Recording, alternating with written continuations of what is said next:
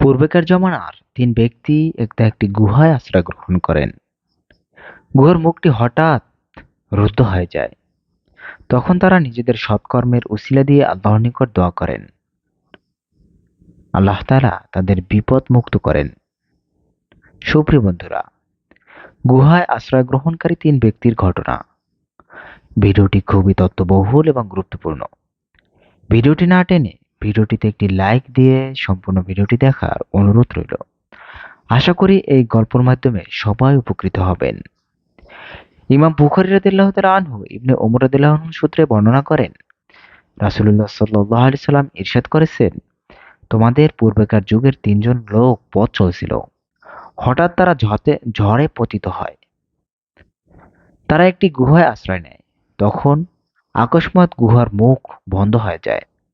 তারা পরস্পরে বলাবলি করতে থাকে, আল্লাহর কসম, এই বিপদটি থেকে যে কোনো পুণ্যকর্মের উসিলা ব্যতীত তোমরা মুক্তি পাবে না। এখন প্রত্যেকেই নিজ নিজ উত্তম কর্মের উসিলা দিয়ে আল্লাহর দরবারে দোয়া করো। তাদের একজন এ বলে দোয়া শুরু করলো, হে আল্লাহ, আপনি তো জানেন আমার এক শ্রমিক ছিল। এক ফুরক ধান পরিশ্রমিক ধার্য করে সে আমার কাজে নিয়োজিত হয়েছিল। কাজ শেষে পারিশ্রমিক না নিয়ে সে চলে যায়। অতঃপর তার সে ধান আমি জমিতে বপন করে ফসল উৎপন্ন করি।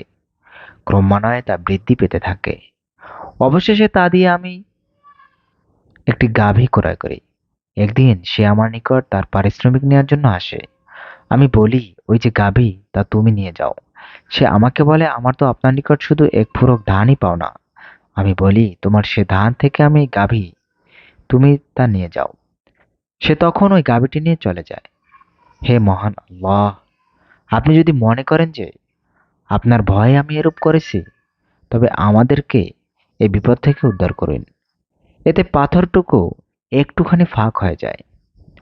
দ্বিতীয় জন বলল, হে আল্লাহ, আপনি তো জানেন আমার ঘরে বৃদ্ধ মাতা ছিলেন। প্রতি রাতে আমি তাদেরকে বকরির দুধ পান করাতাম। এক রাতে আমার আসতে বিলম্ব হয়ে যায়। আমি যখন আসি তখন আমার পিতামাতা ঘুমিয়ে পড়েছিলেন।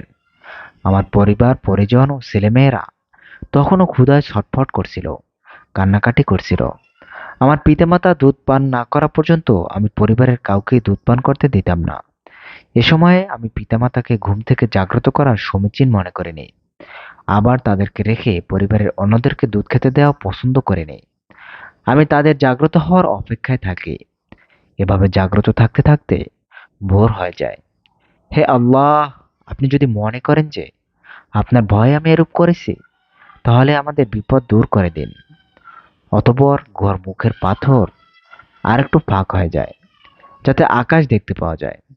তাদের অপরজন বলেন, হে আল্লাহ, আপনি তো জানেন আমার এক চাচাতো বোন ছিল। সে ছিল আমার সর্বাধিক প্রিয়। আমি তাকে কুকর্মের জন্য প্ররোচিত করি। 100টি স্বর্ণমুদ্রা না দেওয়া পর্যন্ত সে তাতে অস্বীকৃতি জানায়। আমি সে পরিমাণ স্বর্ণমুদ্রা অর্জনের চেষ্টা চালাই। আমি তা সংগ্রহ করে তা তার হাতে অর্পণ করি। তখন সে আমাকে সুযোগ দেয়। আমি যখন চূড়ান্ত মুহূর্তে উপনীত হই, তখন সে বলে ওঠে, আল্লাহকে ভয় করুন। বৈধ পন্থা ব্যতীত আমার শ্লীল হাতানি করবেন না। তখন আমি বলে উঠে আসি এবং আমার 100 স্বর্ণমুদ্রাও রেখে আসি। হে মহান আল্লাহ, আপনি যদি মনে করেন যে আপনার ভয়েই আমি করেছি, তবে আমাদের বিপদ দূর করে দিন। অতঃপর আল্লাহ তাআলা তাদের বিপদ দূর করে দিলেন। তারা গুহা থেকে বেরিয়ে আসে। ইমাম মুসলিম, ইমাম আহমদ ও নিজ নিজ সনদে অনুরূপ বর্ণনা উদ্ধৃত করেছেন। ইমাম আহমদের একটি বর্ণনায় কিছু অতিরিক্ত কথাও রয়েছে। বাজ্জারও অনুরূপ বর্ণনা উদ্ধৃত করেছেন। মদিনা শরীফে প্রচলিত 3 সা বা 10 কেজি বিশিষ্ট মাপপাত্র। সুপ্রিয় বন্ধুরা, অত্র ঘটনা থেকে আমাদের বহু উপদেশ এবং তাৎপর্যপূর্ণ উপদেশগুলো হলো, পূর্ববর্তী লোকদের ঘটনায় অনেক উপদেশ ও শিক্ষা রয়েছে। প্রত্যেক মুসলমানের উচিত এ সমস্ত ঘটনা গভীরভাবে চিন্তা করা এবং দৈনন্দিন জীবনে এ থেকে উপকৃত হওয়া। আল্লাহ তাআলা আমাদের কাছে রাসূলুল্লাহ সাল্লাল্লাহু আলাইহি সাল্লাম এর অন্যান্য লোকের অনেক ঘটনা বর্ণনা করেছেন। উদ্দেশ্য একটাই, যাতে পরবর্তীগণ পূর্ববর্তীদের থেকে উপকৃত হয়, উপদেশ গ্রহণ করে ও শিক্ষা অর্জন করে।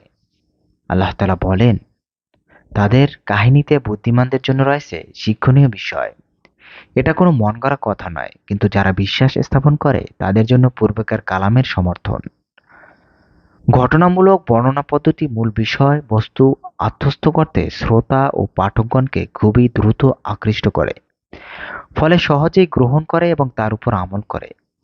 এজন্য রাসূল সাল্লাল্লাহু আলাইহি সাল্লাম অনেক সময় সাহাবায়ে কেরামদের জন্য ঘটনামূলক উদাহরণ পেশ করতেন। খতিব বা বক্তাগণ যখন মানুষের সামনে খুতবা পেশ করেন, তাদের উচিত সুযোগ মতো এ পদ্ধতি অবলম্বন করা, কারণ মানুষের বিচার বুদ্ধি, প্রকৃতি ও স্বভাবের উপর এর সকল প্রভাব পড়ে। খাঁটি বিশ্বাস ও খালেস তাওহীদ সবচেয়ে বড় আমল, যা মানুষকে ইহকালীন মুসিবত ও পরকালীন শাস্তি হতে নাজাত প্রদান করে।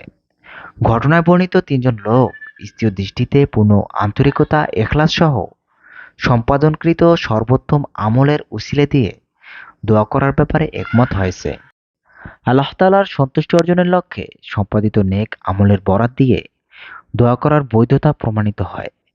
তাছাড়া অন্য কোনো জিনিস যেমন গাছ, কবর, মাজার ও পীর আউলিয়াদের উসিলা কিংবা বরাত দিয়ে দোয়া করা বা তাদের আহ্বান করা শিরকে আকবর, যা দিন থেকে বের করে দেয়, যার প্রমাণ আল্লাহ তাআলার বাণী। আল্লাহ তাআলাকে বাদ দিয়ে তোমরা যাদেরকে ডাকো তারা সবাই তোমাদের মতোই বান্দা। আল্লাহ তাআলা অন্যত্র বলেন, বলুন তোমরা তাদেরকে আহ্বান করো যাদের উপাস্য মনে করতে আল্লাহ তাআলা ব্যতীত। তারা নবমণ্ডল ও ভূমণ্ডলের অনুপরিমাণ কোনো কিছুর মালিক নয়। এতে তাদের কোনো অংশ নেই এবং তাদের কেউ আল্লাহ তাআলার সহায়ক নয়। যার জন্য অনুমতি দেওয়া হয়, তার জন্য ব্যতীত আল্লাহ তাআলার কাছে কারো সুপারিশ ফলপ্রসূ হবে না। দোয়া সর্বোত্তম ইবাদত। মুমিন ব্যক্তির জন্য আল্লাহ তাআলার নৈকট্য লাভের সর্বোত্তম মাধ্যম, কারণ দোয়াতে বান্দা আল্লাহ তাআলার প্রতি সর্বাঙ্গে ধাবিত হয়। এতে নিজের দারিদ্র্য, হীনতা, অপারগতা ও সমর্থহীনতাকে প্রকটভাবে উপলব্ধি করে। উপরোক্ত তিনজন লোক সবকিছু হতে বিচ্ছিন্ন হয় দোয়ার মাধ্যমে এবং নেক আমলের ওসিলা দিয়ে সম্পূর্ণরূপে আল্লাহ তাআলার শরণাপন্ন হয়েছে, যাতে তিনি তাদেরকে আক্রান্ত মুসিবত হতে মুক্ত করেন। আল্লাহ তাআলা বলেন, তোমাদের পালনকর্তা বলেন, তোমরা আমাকে ডাকো, আমি সাড়া দেব। যারা আমার ইবাদতে অহংকার করে তারা সত্বরই জাহান্নামে প্রবেশ করবে, লাঞ্ছিত হবে। আল্লাহ তাআলা অন্যত্র বলেন,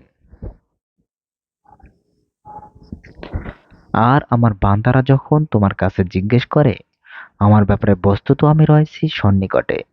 যারা প্রার্থনা করে তাদের প্রার্থনা কবুল করে নেই, আর আমার কাছে প্রার্থনা করে, কাজেই আমার হুকুম মান্য করা এবং আমার প্রতি নিঃসংশয়ে বিশ্বাস রাখা তাদের কর্তব্য, যাতে তারা সৎপথে আসতে পারে। অত্র হাদিস দ্বারা পিতামাতার সাথে সদ্ব্যবহার, অনুগত্য, তাদের অধিকারের প্রতি যত্নবান হওয়া, তাদের খেদমতে আঞ্জাম দেওয়া এবং তাদের জন্য পরিশ্রম ও কষ্ট করার ফজিলত প্রমাণিত হয়। পিতামাতার কতিপয় উল্লেখযোগ্য অধিকার, তাদের নির্দেশ পালন করা যদি তাতে আল্লাহ তাআলার নাফরমান না হয়। বৈষয়িক বিষয়গুলো পূর্ণ করা, শক্তি ও অর্থের মাধ্যমে সাহায্য করা, নরম ভাষায় সম্বোধন করা, বিরুদ্ধাচারণ না করা, তাদের জন্য দোয়া করা, তাদের জন্য বেশি বেশি করে দোয়া করা, তাদের পক্ষ হতে সদকা করা, তারা যে ওসিয়ত করেছেন তা পূর্ণ করা, তাদের সাথে সম্পর্কিত আত্মীয় স্বজনদের সাথে সম্পর্ক অক্ষুণ্ণ রাখা, বন্ধু বান্ধবদের সম্মান করা। আল্লাহ তাআলা বলেন, তোমার পালনকর্তা আদেশ করেছেন যে তাকে ছাড়া অন্য কারো ইবাদত করো না এবং পিতামাতার সাথে সদ্ব্যবহার করো। তাদের মধ্যে কেউ অথবা উভয়ে যদি তোমার জীবদ্দশার বার্ধক্যে উপনীত হয়, তবে তাদেরকে উহু শব্দটিও বলো না এবং তাদেরকে ধমক দিও না এবং তাদের সাথে শিষ্টাচারপূর্ণ কথা বলো।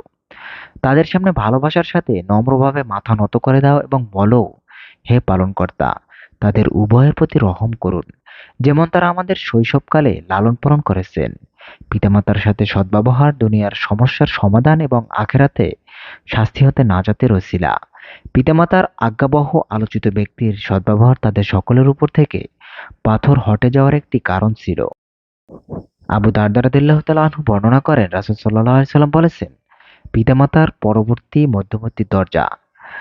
তোমার ইচ্ছা এ দরজাকে সংরক্ষণ করা অথবা নষ্ট করো। পিতামাতার সাথে সদ্ব্যবহার যেমন জান্নাত লাভের ওসিলা, তদ্রূপ তাদের সাথে দুর্ব্যবহার ইহকাল ও পরকাল উভয় জগতের জন্য শাস্তিযোগ্য অপরাধ।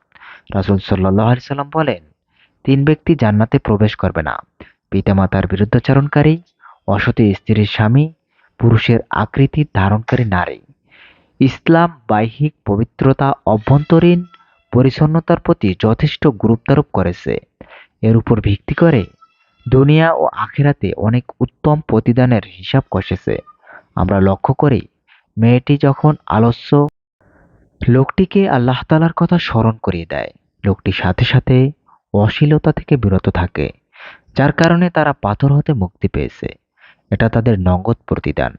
আল্লাহ তাআলার নিকট যা রক্ষিত আছে তা আরো উত্তম ও চিরস্থায়ী। প্রকৃত মুমিন অশ্লীলতা গর্হিত বিষয় থেকে দূরে থাকে, গুনাহ ও পাপ পঙ্কিলতার নিকটবর্তী হয় না। সে এ নিষ্পাপ অবস্থাতেই আল্লাহর সাথে সাক্ষাৎ করতে চেষ্টা করে। আমানত এবং গুরুত্বপূর্ণ মহান দায়িত্ব। এর মর্যাদা আল্লাহ তাআলা এবং মানুষের কাছে অনেক বেশি। আল্লাহ তাআলা আসমান, জমিন ও পাহাড়ের উপর আমানত পেশ করেছিলেন। তারা তা বহন করতে অপারগতা প্রকাশ করেছে, শঙ্কিত হয়েছে, কিন্তু দুর্বল মানুষ তা গ্রহণ করেছে। এখন সে এ আমানত যথাযথ আদায় করলে দুনিয়া আখিরাতে এর প্রতিদান পাবে, অন্যথায় তার শাস্তির কারণ হবে। বিশেষ কয়েকটি আমানত: আল্লাহ তাআলার তাওহীদকে আঁকড়ে ধরা, সব ধরনের নেক কাজ সম্পাদন করা, ব্যাপকভাবে সকলের অধিকার বাস্তবায়ন করা, বিশেষ করে গচ্ছিত সম্পদ, জামানত ও অর্থনৈতিক লেনদেন পরিশোধ করা। সব ধরনের নেক আমল দ্বারা দুনিয়া ও আখিরাতের অনেক জটিল ও কঠিন সংকটের উত্তরণ সম্ভব। আল্লাহ তাআলা বলেন, আর যে আল্লাহ তাআলাকে ভয় করে, আল্লাহ তাআলা তার জন্য নিষ্কৃতির পথ দেবেন এবং তাকে তার ধারণাতীত জায়গা থেকে রিজিক দেবেন। মহান আল্লাহ রাব্বুল আলামিন উক্ত ঘটনা থেকে সবাইকে সঠিক শিক্ষা দান করুন এবং সঠিকভাবে জেনে শুনে মেনে চলার তৌফিক দান করুন। আমিন। আসসালামু আলাইকুম ওয়া রাহমাতুল্লাহি ওয়া বারাকাতুহু।